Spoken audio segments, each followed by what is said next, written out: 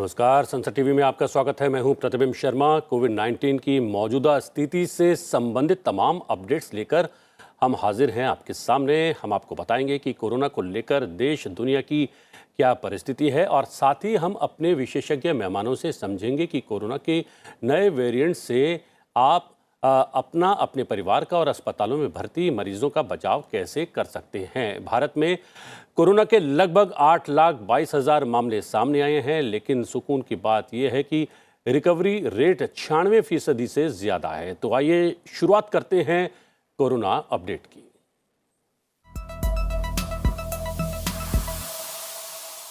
Corona की तीसरी लहर, मौजूदा परिस्थितियों और कोविड से बचाव को लेकर चर्चा के लिए हमारे साथ जुड़े हैं दो विशेषज्ञ मेहमान। डॉक्टर रमन आर गंगाखेड़कर, सदस्य नेशनल टास्क फोर्स कोविड-19, आपका बहुत बहुत स्वागत है डॉक्टर गंगाखेड़कर जी। और हमारे साथ डॉक्टर संजय राय हैं, professor AIIMS. Doctor Sanjay Rai, आपका भी बहुत बहुत स्वागत है। गंगाखेड़कर सर, आपसे मैं पूछना चाहूँगा कि जो आंकड़ा आया है पिछले 24 घंटे का 1,68,063 जो माना जा रहा है कि पिछले 24 घंटे में आए आंकड़े से 6.5% कम है। क्या ये आंकड़ा आपके भी पास है और क्या ये सही आंकड़ा है और क्या कुछ कहता है ये 6.5% घटा हुआ आंकड़ा? नहीं, 6.5% घटा है, इसका मायना हमने ये नहीं समझना है वो शायद कम हो रहा है जी। ये थोड़ा वेरिएशन तो हमको दिखाई देता है। हर वेरिएशन का मतलब हमने ऐसे नहीं निकालना है कि ये बहुत बढ़ गया या बहुत कम हुआ। एक आध दिन ना इसकी फिगर कभी भी बदलती है। अब दूसरी बात हमको याद रखना है कि हम अगर ऐसे देखें तो हमको सबको पता है कि आप अगर देखते हैं छुट्टियों का दिन रहा है या सैटरडे या संडे को, हम देखते हैं टेस्टिंग थोड़ा कम हो जाता है। हम ये भी देखते हैं कि होम टेस्टिंग किट्स मार्केट में अवेलेबल हो गए हैं। अब होम टेस्टिंग किट अवेलेबल होने के बाद में वो संख्या कितनी सही मानों से वो कितने लोगों को इन्फेक्शन हुआ है ये बताएगी, ये भी बोलना बहुत कठिन है। लेकिन हम सबने एक समझना है, ये तो संख्या के ऊपर मत जाइए, जी। संख्या तो बढ़ते जाएगी। हमने ये समझना है कि तीसरी वेव शुरू हो गई है। मुझे अगर इन्फेक्शन नहीं होना है तो मैंने अपने आप को कैसे बचाना है उसका मैंने प्लान बना के पालन करना है। मुझे वैक्सीन नहीं मिली होगी तो मैंने वैक्सीन लेना है। कोविड अप्रोप्रिएट बिहेवियर का मैंने पालन करके ही जाना है। ये हमको दो चीजें अगर मालूम याद रही और हम वो प्रैक्टिस करते रहे तो वो संख्या की तरफ हम देख के डरना नहीं है, उससे भी हम बच सकते हैं। क्योंकि अभी भी ये नए वेरिएंट्स भी आए, ये संख्या भी बढ़ी, क्योंकि उसके खिलाफ लड़ने के जो हथियार थे हमारे, उसमें कोई बदलाव आया नहीं। जी। डॉक्टर संजय, यहाँ पर एक बात चल रही है कि केंद्र सरकार ने तमाम राज्यों को पत्र लिखे हैं और उन्होंने ये भी कहा है, क्योंकि अभी तक ये माना जा रहा है कि ओमिक्रॉन उतना घातक नहीं है, लेकिन केंद्र सरकार ने जो पत्र लिखे हैं राज्यों को, उसमें ये कहा गया है कि तीसरी लहर भी दूसरी लहर की तरह घातक हो सकती है, इसलिए संभल कर एहतियाती कदम उठाए जाने चाहिए। कितना आपको लगता है कि ये तत्व छिपा हुआ है इस पत्र में और कितना महत्वपूर्ण है ये पत्र? देखिए, हमेशा जो है हमें अपने आप को तैयार रखना चाहिए। ठीक है, अभी हो सकता है ओमिक्रॉन उतना नहीं है, जो भी ग्लोबल एविडेंस आ रहा है उतनी इसकी जो है सीवियरिटी नहीं है, बट ये आरएनए वायरस है, ये रोज ही म्यूटेट होता रहता है, हजारों म्यूटेशंस हो रहे हैं। ठीक है, वेरिएंट ऑफ कंसर्न 5 को ही डिक्लेयर किया गया है, लेकिन ये म्यूटेशंस होते रहेंगे और कल और होंगे, नहीं लास्ट में ये पहला है नहीं लास्ट म्यूटेशंस। तो इसलिए जो है सतर्क रहना अच्छी बात है। लेकिन कल गवर्नमेंट ऑफ इंडिया ने एक नई गाइडलाइंस जो है रात को रिलीज की है, कल रात को, जिसमें उन्होंने कहा है कि ये जो है इतनी कांटेक्ट ट्रेसिंग की जरूरत नहीं है, सिम्टोमेटिक की जरूरत नहीं है उनको टेस्ट करने के लिए। और ये बहुत ही अच्छा कदम है, क्योंकि जिस तरीके से अननेसेसरी एक्सपेंडिचर है और कोई यील्ड नहीं कर रहा है, अब हमारा जो है ध्यान जो है मिटिगेशन की तरफ, रियली कितनी एडमिशंस हो रहे हैं उस पर ध्यान केंद्रित करने का समय आ गया है।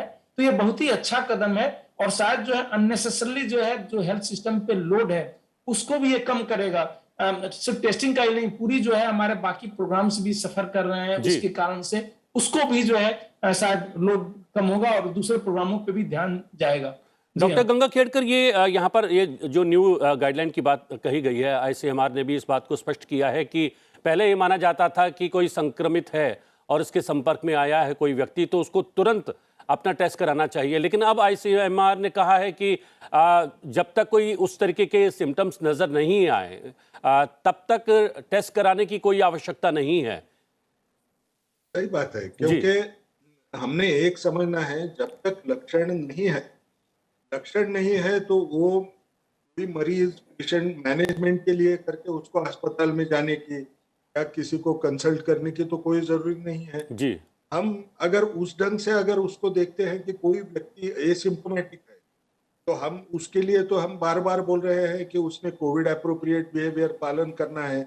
मैं अगर इंडेक्स केस होगा, यानी मेरे घर में किसी को इन्फेक्शन हुआ है, ये मुझे पता चला, तो घर के अंदर भी हमको इस कोविड एप्रोप्रिएट बिहेवियर का पालन रिगरसली करना पड़ेगा। अब मैं अगर जांच करूं भी तो भी ये सिम्टोमेटिक होने के नाते से मेरे इसमें क्या बर्ताव आएगा? कुछ भी बदलाव तो होना ही नहीं है, क्योंकि उसमें हमको क्या दिखेगा? मैंने कोविड एप्रोप्रिएट बिहेवियर पालन करना है, डॉक्टर की सलाह लेने के लिए तो लक्षण भी नहीं है, तो मैंने क्या करना है? उस हिसाब से अगर आप देखें तो उसकी वजह से अननेसेसरी जो टेस्टिंग का लोड बढ़ता है वो कम होने का चांस रहेगा, क्योंकि हमको एक समझना है, ओमिक्रॉन जिस तेजी से बढ़ता है, जो संख्या इन्फेक्टेड व्यक्तियों की हमको दिखेगी, उसका अंदाज अगर हम टेस्टिंग के लोड के ऊपर अगर देखें तो वो कई गुना ज्यादा होने का डर रहने वाला है। अब सबको तो टेस्ट करने की अगर जरूरत नहीं है तो कम से कम जो सिम्टोमेटिक लोग हैं, जिनको शायद जो मेडिकल कंसल्टेशन की जरूरत है, उनको हमने टेस्ट करना के एक किस्म का prioritised approach. Doctor Sanjay, isolation और क्वारंटीन का भी टाइमिंग कम कर दिया गया है। पहले कोई संक्रमित हो जाता था तो 14 दिन उसको क्वारंटीन होना चाहिए था, अब उसकी समय सीमा घटाकर 1 सप्ताह कर दी गई है, 7 दिन कर दी गई है। उसकी क्या वजह हो सकती है? जैसा मैंने पहले ही कहा कि जो भी नए एविडेंसेस आते हुए हैं, अच्छी बात है कि हमें यूज करना चाहिए। ये नहीं कि हमने एक बार गाइडलाइंस बना दिया। शुरू में जब कोविड आया था पिछले साल 2020 में, पिछले साल नहीं, लास्ट ईयर, जब मार्च से केसेस हमारे यहाँ बढ़ने शुरू हुए, उस समय सबको ही हम जो है इंस्टीट्यूशनल आइसोलेशन करते थे, निगेटिव होने के बाद भेजते थे। फिर हमारे पास एविडेंस आया कि 10 दिन में जो है मैक्सिमम अप टू 2 वीक जो है वह नॉन इन्फेक्शियस हो जाता है। ऑल्दो कई बार डेड वायरस को भी आरटीपीसीआर डिटेक्ट कर लेता है, इसलिए जो है 1 महीने बाद भी आता है तो भी हम उसको निगेटिव ही मानते हैं। तो इसलिए ये करना बंद कर दिया कि निगेटिव आरटीपीसीआर पे डिस्चार्ज करेंगे, ऐसा नहीं था। 10 दिन के बाद शुरू कर दिया। अभी जो गाइड में ये आए केसेस आ रहे हैं, आप देखिए तो पूरी दुनिया में धीरे धीरे डेल्टा को रिप्लेस करता जा रहा है। साउथ अफ्रीका से कंप्लीटली रिप्लेस कर दिया। पिछले 1 हफ्ते का केस अगर आप यूके का देखें, 1.5 लाख के आसपास केसेस आ रहे हैं, एवरेज पर डे केसेस जो है 1.5 लाख, इतनी छोटी कंट्री में। और वह जो है majority more than 95% now since last 1 week ये जो है ये ओमिक्रॉन के हैं। तो और जो इन्फेक्टिविटी पीरियड है वह जो है 5 से 7 दिन का ही दिख रहा है। सीडीसी ने गाइडलाइंस इसीलिए चेंज कर दी, ऑलमोस्ट 2 हफ्ते हो गए, बेस्ड ऑन एविडेंसेस कि इन्फेक्टिविटी जो है इसमें उतनी नहीं रही है। तो माइल्ड सिम्टम हो रहे हैं, जैसे फीवर जो है बहुत ही प्रोमिनेंट इसका जो है सिम्टम्स ना होके मेनली जो है हेडेक, रनिंग नोज, ये सब प्रोमिनेंट सिम्टम है, क्योंकि डेली ही यूके अपना डेटा रिलीज करता है। प्लस इन्फेक्टिविटी पीरियड ऑलमोस्ट 7 दिन के बाद न के बराबर रह रही है। तो इसलिए जो है कि अननेसेसरली जो है उससे ज्यादा जो है हम आइसोलेशन पे रखें, जिसका कोई बेनिफिट ना हो डिजीज ट्रांसमिशन में। लेकिन नुकसान उसका सबसे बड़ा यह है कि अगर एसिम्प्टोमेटिक है और वह पॉजिटिव था 7 दिन के बाद, तो हमारा ह्यूमन रिसोर्स जिस तरीके से हेल्थ केयर वर्कर्स या इन्फेक्ट हो रहे हैं और उनको जो है उससे लंबे समय तक रखना जो है उससे हमारे मरीजों को और बाकी लोगों को दिक्कत होगी। तो ये भी बहुत ही अच्छा कदम है। ये कहा जाए कि 7 दिन जो है, इवन 5 दिन भी, सीडीसी ने तो 5 डेज का ही रिकमेंडेशन दिया हुआ है कि 5 डेज पे किया जा सकता है। तो ये एक अच्छा कदम है और बेस्ड ऑन जो है जो भी आज एविडेंसेस हैं, साइंटिफिक एविडेंसेस हैं, उस बेसिस पे है। जी हाँ। डॉक्टर गंगा खेड़कर, यहाँ पर ओमिक्रॉन की बात हो रही है और ये कहा जा रहा है कि उसका फैलाव, उसका विस्तार बहुत तेजी से होता है। लेकिन अगर बात करें दक्षिण अफ्रीका की, जहाँ पर सबसे पहले इसके केसेस सामने आए थे, वहां पर स्थिति बिल्कुल सामान्य हो गई है। यूके की यहां पर बात की जा रही है, 1.5 लाख से ज्यादा मरीज आ रहे हैं संक्रमित होकर। पूरे यूरोप में स्थिति ऐसी है, अमेरिका में भी स्थिति थोड़ी सी भयावह बन गई है। लेकिन दक्षिण अफ्रीका में तो स्थिति सामान्य हो गई है, वो क्यों कर हो गई है? नहीं, ये एक छोटा प्रिंसिपल होता है, जितना कोई भी ऑर्गेनिज्म बहुत तेजी से फैलता है तो उसका पीक भी जल्दी आएगा और पीक नीचे भी बहुत जल्दी आएगा, क्योंकि वो ज्यादा से ज्यादा लोगों को कम से कम समय के अंदर वो इन्फेक्ट करेगा। तो ये जल्दी नीचे आना, इसमें कोई सरप्राइज है ऐसे नहीं है। लेकिन जो जिस ढंग से हम जो उस कर्व को देखते हैं, और कई लोगों को लगता है ये 1 महीने के अंदर कम हो जाता है, ये समझना शायद कठिन है। क्योंकि जब आपकी टेस्टिंग पॉलिसी साउथ अफ्रीका में भी उन्होंने बदल डाली, उन्होंने जब पहले जैसा हर एक को टेस्ट कर रहे थे, उसके कॉन्टैक्ट्स रहे या कोई भी रहे, वो अभी नहीं हो रहा है। तो वो उतना 2 से 4 हफ्ते के अंदर कम होएगा, ये समझने के लिए हमको और टाइम लगना है। उसके बाद में ही हम समझ पाएंगे। लेकिन ये समझना सही रहेगा कि इसका समय जो है, जितनी देर ये ओमिक्रॉन की वेव रहेगी, ये डेल्टा से भी नीचे कम रहने की ये चांस बहुत ज्यादा है। अब कितना रहेगा ये तो समय बताएगा। जिस ढंग से वो पीक के तरफ जाएगा उसके बाद में हमको। डॉक्टर संजय, ये भी एक खबर आ रही है, पता नहीं कितनी सच्चाई है इस खबर में या भ्रांति है, कि डेल्टा क्रोन मतलब डेल्टा और ओमिक्रॉन मिलकर भी एक संक्रमण आ रहा है जो ज्यादा घातक है। जबकि WHO ने इस बात से साफ तौर पर इनकार किया है कि इस तरीके का कोई वायरस नहीं है। नहीं, ये तो सही है, क्योंकि देखिए ये एक्का दुक्का ऐसे रिपोर्ट्स आ रहे हैं। जब ये रिपोर्ट्स आते हैं, वो लोगों का कहना है कि 2 वायरसेस या तो एक इंसान में एक समय रहे और उनका रिकॉम्बिनेंट यानी दोनों के अलग अलग हिस्से एक साथ आके एक नया विषाणु तैयार हो जाए। इस ढंग की जो सोच है, ये सोच सही है क्या, ये सोचने के लिए हमको एक चीज का पता रहना बहुत जरूरी है। ये रिपोर्ट्स बहुत कम जगह से आए हैं।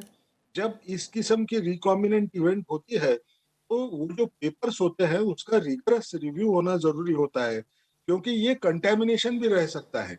यानी हमने क्या किया, दो जो स्वैब्स लिए थे, एक में डेल्टा था, एक में ओमिक्रॉन था, और वो आधा अधूरा ना उसमें कंटेमिनेशन हो गया टेस्ट करते वक्त।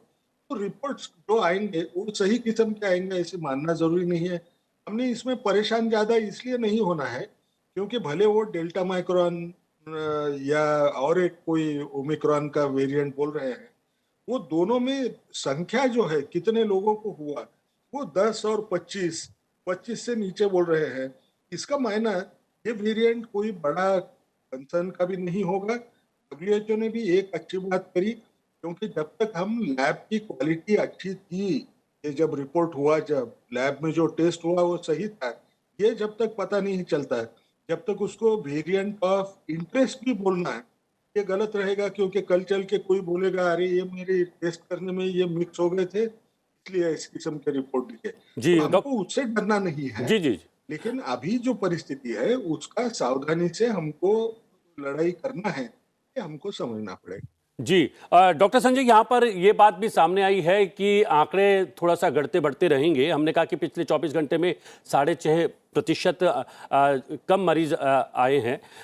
ये एक अच्छी बात तो है ही, चाहे बाद में फिगर थोड़ा सा घटता बढ़ता रहे। लेकिन एक अच्छी बात ये भी हुई है कि कल से सतर्कता डोज लगानी शुरू हुई है और पहले ही दिन 10 लाख से ज्यादा लोगों को लग भी गई है।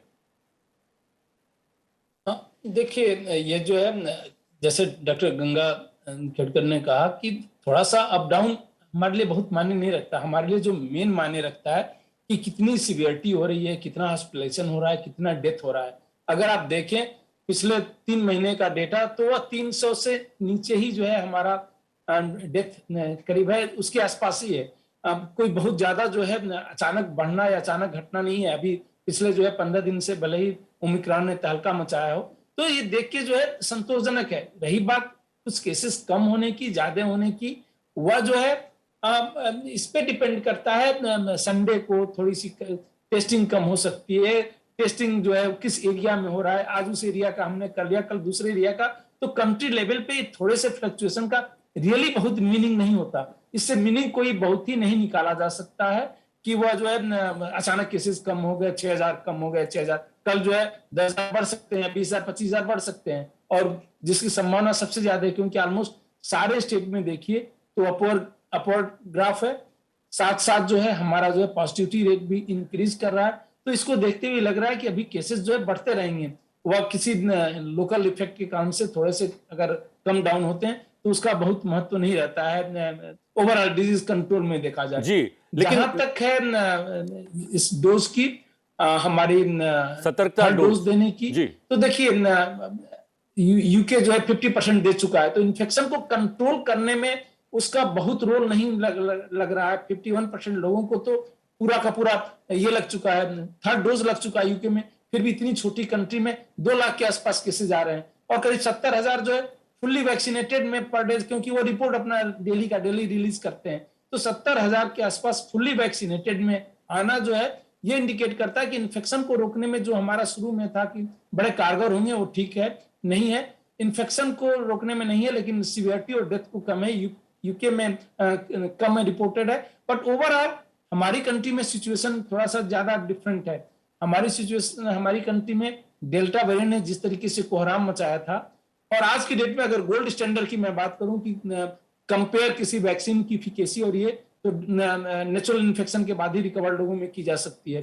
तो जिस तरीके से और उसके बाद हमने 2 डोज लगा दिया, तो हम उस समय तो भले ही बड़े दुखद स्थिति थी जब सेकेंड वेव आया हुआ था, बहुत सी डेथ्स हुई, बट आज जो है हमारे लिए वो बहुत ही बड़ा स्ट्रेंथ है कि कोई भी वेरिएंट अगर आता है तो अभी तक का जो 2 साल का डेटा ये सजेस्ट करता है कि नेचुरल इन्फेक्शन होने के बाद आदमी लंबे ड्यूरेशन तक प्रोटेक्टेड है और बेटर प्रोटेक्टेड है। इवन कुछ तो स्टडीज ऐसी आई हैं कि हो सकता है लाइफ लॉन्ग इम्यूनिटी दे दे। तो ये देख के ये लगता है कि हमारे यहाँ जो इस तरीके से सीवियरिटी और डेथ नहीं बढ़ेगी, भले ही इम्यूनिटी को बाईपास कर रहा हो। एक तो नेचुरल इन्फेक्शन हुआ था, दूसरा 2 डोज हमने सबको लगा दिया है। तो अभी ये कहना जल्दीबाजी होगी कि उसका कितना इम्पैक्ट आएगा, क्योंकि किसी कंट्री में मुझे अभी इम्पैक्ट नहीं दिखा है। यूके में जो है डेटा के बेसिस पे कह सकता हूं कि 3rd डोज लगने के बाद भी जो है केसेस भी बढ़ रहे हैं और स्लाइटली जो है इवन सीवियरिटी डेथ बढ़ा है, बट उस तरीके से नहीं बढ़ा जितना बढ़ना चाहिए, क्योंकि केसेस जिस तरीके से बढ़े तो ये तो अभी थोड़ा सा हमें इंतजार करना पड़ेगा कि रियली जो है इसका कितना इम्पैक्ट होता है। डॉक्टर गंगाखेड़कर, ये एक सवाल जहन में है, जो आपने कहा भी है कि कई बार आप टेस्ट करवाते हैं तो उसमें जो है आपका इन्फेक्शन रहता है, चाहे वो निष्क्रिय रूप में रहता है, लेकिन वो डिटेक्ट हो जाएगा, आपकी रिपोर्ट में वो रिफ्लेक्ट करेगा। तो क्या दोनों डोज लेने वालों को भी आप ये सलाह देंगे कि आप अगर टेस्ट कराते हैं तो ज़रूरी नहीं आप नेगेटिव आएंगे, और आप जो है संक्रमित ना होकर भी हो सकता है कि आपकी रिपोर्ट पॉजिटिव आ सकती है, उनके लिए क्या कहना चाहेंगे? इसीलिए सरकार ने जो नई गाइडलाइंस कल रिलीज की है रात को, वो इसीलिए रिलीज की हुई है क्योंकि एसिम्प्टोमेटिक को टेस्ट कराने की जरूरत नहीं है। देखिए सिम्प्टोमेटिक एसिम्प्टोमेटिक में ह्यूज डिफरेंस है। डेफिनेटली सिम्प्टोमेटिक है, पॉजिटिव है, दैट मींस उसमें जो है रिप्लिकेशन, एक्टिव रिप्लिकेशन हो रहा है, एक तरीके से प्रॉक्सी इंडिकेटर है जी। लेकिन अगर एसिम्प्टोमेटिक है तो 2 कारण हो सकता है, या तो मेजॉरिटी में जो है ये एसिम्प्टोमेटिक है, ये डिजीज सार्स कोरोना वायरस 2 का इन्फेक्शन जो है एसिम्प्टोमेटिक है। दूसरा हो सकता है कि डेड वायरस हो, बट हम आरटी-पीसीआर कर रहे हैं, वह जो है उसको डिटेक्ट कर रहा है। तो एसिम्प्टोमेटिक इन्फेक्शन हुआ हो, 10-15 दिन पहले इन्फेक्शन हुआ हो, वह जो है रिकवर कर गया उस इन्फेक्शन से क्योंकि एसिम्प्टोमेटिक था, बट मैं आज सेट कर क्योंकि डेड वायरस की भी शेडिंग हो रही है और जो आरटी-पीसीआर होता है उसको कई टाइम मल्टीप्लाई करके डिटेक्ट करता है। तो इसीलिए जो डेफिनेशन रखा गया है री इन्फेक्शन और ये सब का कि 3 महीने के अंदर अगर आरटी-पीसीआर पॉजिटिव भी आता है तो हम ये नहीं मानते कि री इन्फेक्शन है। हो सकता है कि वही जो है पुराने जो है वायरस का जो है डेब्रिस बचा हुआ हो और जो है आरटी-पीसीआर डिटेक्ट करता है। तो ये नहीं कहा जा सकता, चाहे वैक्सीनेटेड और अनवैक्सीनेटेड हो, जो स्टडीज हैं चाहे वैक्सीनेटेड ग्रुप हो अनवैक्सीनेटेड ग्रुप हो, इन्फेक्शन दोनों को होता है, वायरल लोड ऑलमोस्ट सेम है, लेकिन जो वैक्सीनेटेड है उनमें सीवियरिटी और डेथ कम होता है। तो इन्फेक्शन उस बेसिस पे ये कहना कि अगर आप एसिम्प्टोमेटिक है तो किसी को भी चिंता करने की जरूरत नहीं है, और इसीलिए शायद गवर्नमेंट ऑफ इंडिया ने नई गाइडलाइंस रिलीज की है। डॉक्टर गंगाखेड़कर, हमें ओमिक्रॉन लग रहा है कि बहुत ज्यादा घातक नहीं है, क्या इसकी वजह यह भी है कि हम दूसरी लहर की तुलना में अब बहुत ज्यादा सजग हैं, बहुत ज्यादा तैयार हैं? नहीं, ओमिक्रॉन घातक नहीं है, उसके दोनों भी कारण सही होते हैं। एक तो ये जो विषाणु है, इसमें इस किस्म का बदलाव आ गया है कि वो बदलाव, उससे विरुलेंस बढ़ नहीं रहा है। यानी अगर वो इंसान के शरीर में गया तो एक सीवियर कोविड होने की जो बात रहती थी, वो होना थोड़ा सा कठिन हो रहा है। अभी ये पार्टली विषाणु के ऊपर भी होगा, और पार्टली हम लोगों ने जो वैक्सीन दिए हैं, इसके पहले के प्रोग्राम में 2 डोज लोगों को देने की जो कोशिश की है, उसकी वजह से सीवियर कोविड डिसीज होने का चांस कम हो जाता है। तो दोनों ढंग से, या तो वो विषाणु के बदलाव से होगा, या हमारी जो तैयारी थी कि जिसमें हमने ज्यादातर लोगों को वैक्सीन देने की कोशिश की जो वल्नरेबल है, उसकी वजह से भी फायदा होगा। और तीसरी बात, सेकेंड वेव के अंदर हमने जिस ढंग से सीखा, सरकार ने भी सीखा, लोगों ने भी सीखा, एकदम केसेस आने के बाद में क्या होता है और उस समय पे हमको कैसे प्रिपेयर्ड रहना है। मेरे हिसाब से इस वक्त सेकेंड वेव के बाद में ये जो थर्ड वेव की जब आने की जब चिंता शुरू हुई, भले ये मालूम रहते भी कि शायद ये इन्फेक्शन इतना सीरियस नहीं होगा जितना डेल्टा था, फिर भी सरकार ने जो कदम उठाए, वो चारों तरफ कॉम्प्रिहेंसिव कदम उठाए, तैयारी पूरी करके रखी हुई है कि कल कभी ऐसे हुआ कि ये जो विषाणु है, उसकी वजह से भी डेल्टा के वजह से तकलीफ होने का चांस बढ़ जाएगा, तो उसके लिए भी हम तैयार हैं। तो तीनों चीजों की वजह से हमको डरने की जरूरत नहीं है, हमको एहतियात बरतना ये हमारे लिए बहुत जरूरी रहेगा। चलिए, आप दोनों विशेषज्ञ कार्यक्रम में सम्मिलित हुए और बहुत सारे बिंदुओं पर आप लोगों ने प्रकाश डाला, और आप लोगों ने ये भी बताया कि एहतियात बरतना बेहद आवश्यक है, तैयारी दुरुस्त रखना भी ज़रूरी है, लेकिन डर और भय अपने जीवन में ना आने दे, तभी हम इस नए वेरिएंट से भी लगातार लड़ सकेंगे और जीत कर सामने आएंगे। डॉक्टर गंगा खेड़कर आपका और डॉक्टर संजय आपका बहुत बहुत धन्यवाद कार्यक्रम से जुड़ने के लिए और बहुत सारे बिंदुओं पर प्रकाश डालने के लिए। कोरोना अपडेट में आज के लिए इतना ही। कोरोना अपडेट में आपसे फिर भेंट होगी। फिलहाल मुझे आज्ञा दीजिए, लेकिन देखते रहिए संसद टीवी। नमस्कार।